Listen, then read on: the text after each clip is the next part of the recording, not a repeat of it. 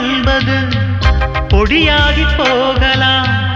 பொன்னாரமே நம் காதலு பூலோகம் தாண்டி வாழலாம். ஆகாயம் என்பது இல்லாமல் போகலாம்.